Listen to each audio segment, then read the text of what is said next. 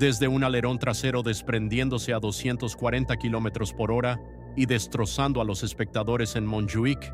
Fue un lamentable fallo mecánico que ocasionó de inmediato 4 muertos y 10 heridos de diversos pronósticos, entre ellos el propio Rolf Stommelen. Hasta un motor de 3 litros volando sobre las gradas en Le Mans.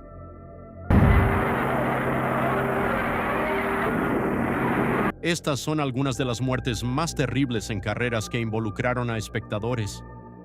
Empezando por Rolf Stommelen, un piloto alemán de Fórmula 1 que había conseguido un podio en su carrera y acumulado 14 puntos en el campeonato. En 1975, competía para el equipo Embassy Hill de Graham Hill, conduciendo un Hill GH1. Ese año, el Gran Premio de España se celebró el 27 de abril en el circuito callejero de Montjuic en Barcelona. Montjuic era un circuito rápido ubicado en un parque, pero los pilotos habían expresado su descontento por la deficiente preparación del trazado.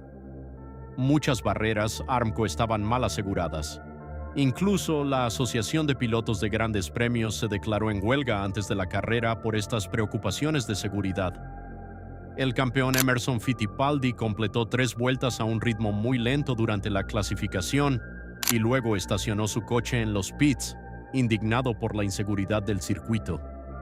Sin embargo, la carrera se llevó a cabo bajo sol y con 75 vueltas programadas, ya que los organizadores amenazaron con acciones legales si no se celebraba, algo común en esa época. A medida que avanzaba la competencia, se convirtió en un caos con múltiples accidentes tempranos, incluidas colisiones y derrames de aceite. En la vuelta 26, mientras disputaba el liderato con Carlos Pace, el alerón trasero de Stommelen falló de manera repentina a unos 240 kilómetros por hora. Su coche se desvió hacia la barrera izquierda, rebotó cruzando la pista y terminó sobre la barrera Armco derecha, llegando a la zona de espectadores. Stommelen sobrevivió con ambas piernas, una muñeca y 2 costillas fracturadas, pero varios espectadores resultaron afectados. Pero al concluir la vuelta 25, al coche del alemán se le desprendió el alerón trasero, con lo cual perdió la estabilidad, voló literalmente sobre la pista, chocó contra los guardarraíles y se lanzó contra un sector del público. La carrocería y los restos del vehículo impactaron a la multitud, causando al menos 4 muertes. Los fotógrafos Mario Doya y Antonio Fontbayarri, un bombero, Joaquín Bonacas Morera, y un espectador, Andrés Ruiz Villanova. Algunas fuentes mencionan 5 fallecidos, pero todos coinciden en que fue un accidente con múltiples víctimas. Además, numerosos espectadores resultaron heridos. Sorprendentemente, los comisarios no detuvieron de inmediato la carrera con bandera roja. La competencia continuó bajo doble bandera amarilla durante 4 vueltas más tras el accidente. Finalmente, después de 29 de las 75 vueltas, la carrera fue detenida. Jochen Mass fue declarado ganador, seguido por Jackie en segundo lugar y Carlos Reutemann en tercero. Como no se había completado el 60% de la distancia, solo se otorgó la mitad de los puntos. Este accidente significó el fin de la Fórmula 1 en Montjuic, siendo este el último Gran Premio de España celebrado en ese circuito. En los años siguientes, el campeonato se trasladó a Jarama. Alan McNish, un joven británico de 20 años proveniente de Escocia, era una promesa en las categorías inferiores de Fórmula.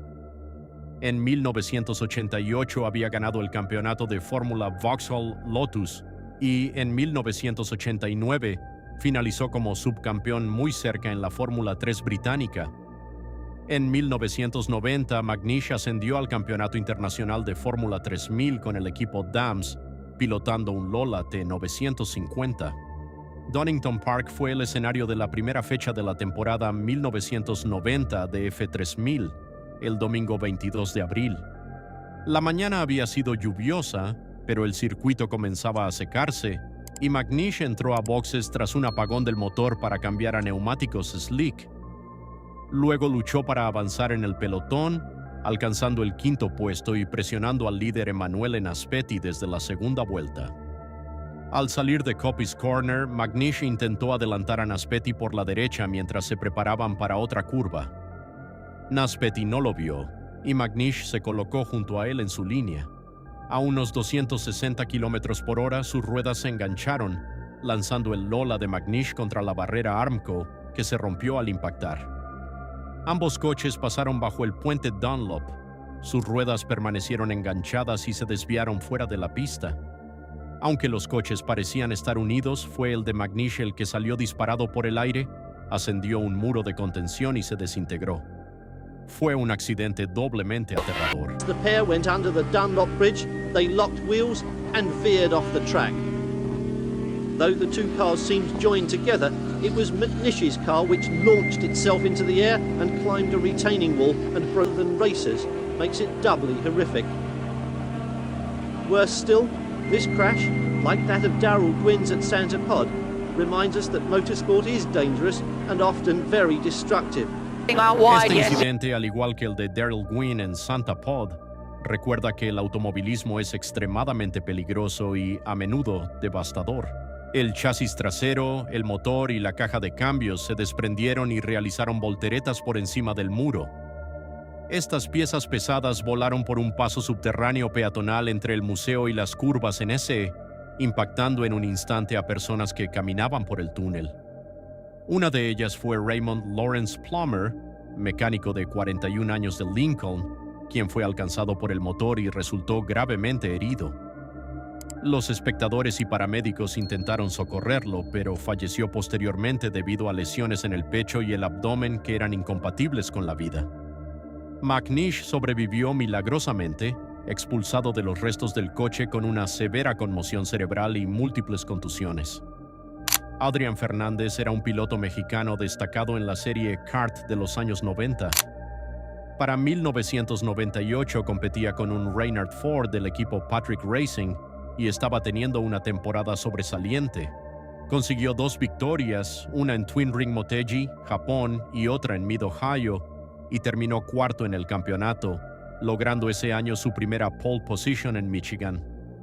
El 26 de julio de 1998, Kart FedEx Champ Car celebró el US 500 en el Michigan International Speedway, la 12ª carrera de un total de 19 en la temporada. Fernández comenzó desde la pole con su Reynard Ford número 40 y se mantuvo entre los líderes junto a otros pilotos de renombre como Scott Pruitt, Jimmy Vasser, Alex Zanardi y Greg Moore. En la vuelta 175 de 250, al entrar en la curva 4 a aproximadamente 320 km por hora, su coche perdió repentinamente adherencia sobre la línea de carrera húmeda. Fernández mencionó que la turbulencia generada por el coche de Paul Tracy a su lado pudo haber levantado su auto, dejándolo sin control y sin posibilidad de maniobrar. Su Reynard Ford chocó con fuerza contra el muro exterior. El monoplaza estaba diseñado para desintegrarse al impactar, dispersando la energía del choque, pero la desaceleración fue enorme, alcanzando aproximadamente 92 GE según los sensores del coche. Lo más aterrador no fue la fuerza G. La rueda delantera derecha y su suspensión se desprendieron y fueron lanzadas por encima de la barrera de contención. Los restos superaron el muro de 1,2 metros y la cerca de seguridad de 3,3 metros, cayendo sobre las gradas repletas de espectadores. Out wide, yes, he got in the marbles, and the wheel flying over the fencing as well, and that perhaps has gone into the grandstand, so that's a very worrying moment. Adrián Fernández hitting the wall extremely hard. El impacto causó la muerte de 3 personas y lesiones a 6 más. Las víctimas fueron identificadas como Michael Terry Toutkus, Sherilyn Lair y Kenneth Fox. Toutkus y Lair murieron instantáneamente al recibir el impacto de la rueda, mientras que Fox fue trasladado al Hospital Bixby en Adrian, donde no pudieron reanimarlo. Personal médico y de seguridad despejaron rápidamente la zona y trasladaron a los heridos, pero la carrera continuó bajo bandera de precaución, decisión ampliamente criticada por medios y aficionados. Las autoridades de kart y del circuito investigaron de inmediato, pero no hallaron violaciones de las normas. El coche de Fernández se rompió como estaba previsto y no se detectaron fallas mecánicas. Mike Hilton, vicepresidente de competición de NASCAR, señaló que a 320 km por hora circunstancias inusuales pueden generar resultados imprevisibles, y enfatizó la necesidad de mejorar la seguridad siempre que sea posible. Pierre Levegh era un experimentado piloto y deportista francés que competía en las 24 horas de Le Mans desde antes de la Segunda Guerra Mundial. Para 1955 era uno de los pilotos más veteranos de Francia, reconocido por su resistencia. En la edición de Le Mans de 1952, condujo casi las 24 horas en solitario en un Talbot, logrando una ventaja de 3 vueltas antes de que una falla tardía del motor le arrebatara la victoria. La carrera de 1955 era muy esperada, pues se presentaba como un duelo entre las principales potencias mundiales de autos deportivos. Ferrari, Jaguar y Mercedes-Benz presentaron coches nuevos o mejorados, con Mike Hawthorne pilotando un Jaguar D-Type y Juan Manuel Fangio, Sterling Moss y Pierre Levegh al volante de un Mercedes-Benz 300 SLR. En la vuelta 35 de la tarde del 11 de junio, el Jaguar de Hawthorne se desvió inesperadamente para entrar a boxes. Justo detrás, Lance Macklin, conduciendo un Austin Healey 100 inscrito de forma privada, maniobró bruscamente hacia afuera para evitar el Jaguar más lento, cruzándose en la trayectoria de Levegh, que venía a gran velocidad por la izquierda. El Mercedes de Levegh, mucho más rápido que los coches delante de él, tuvo poco tiempo para reaccionar y chocó contra la parte trasera del Healey de Macklin a alta velocidad, estimada en 200 kilómetros por hora. El coche se subió sobre la cola inclinada del Healey y se lanzó hacia el área de espectadores. El monoplaza rozó primero unas escaleras de hormigón y luego se desintegró con un estruendo. El motor en línea de 8 cilindros, el radiador, el eje y otros componentes pesados del Mercedes fueron lanzados hacia la multitud. Parte del coche, incluido el motor de 3 litros, aterrizó a más de 90 metros del punto de impacto. En cuestión de segundos, entre 81 y 83 espectadores en las primeras filas murieron por los escombros, mientras Levegh quedó atrapado bajo los restos en llamas de su Mercedes.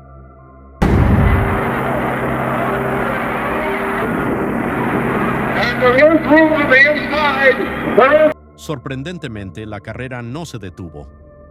Los organizadores no hicieron ningún anuncio público del desastre, argumentando que evacuar abruptamente a unas 200,000 personas podría bloquear a ambulancias y vehículos de rescate. La carrera continuó durante la noche y el equipo de Mercedes se retiró antes de la medianoche. El Jaguar de Hawthorne cruzó la meta temprano el domingo por la mañana y fue declarado ganador, aunque la victoria quedó ensombrecida. Las célebres imágenes de Hawthorne bebiendo champaña en el podio lo persiguieron en la prensa después de la tragedia, a la que, según algunos, también contribuyó. Estos fueron algunos de los accidentes más mortales y devastadores en la historia de las carreras oficiales. ¿Cuál de ellos te parece que fue el más trágico? Déjanos tu opinión en los comentarios. Si te gustó este contenido, suscríbete al canal para no perderte el próximo video, que promete ser todavía más impactante. Hasta la próxima.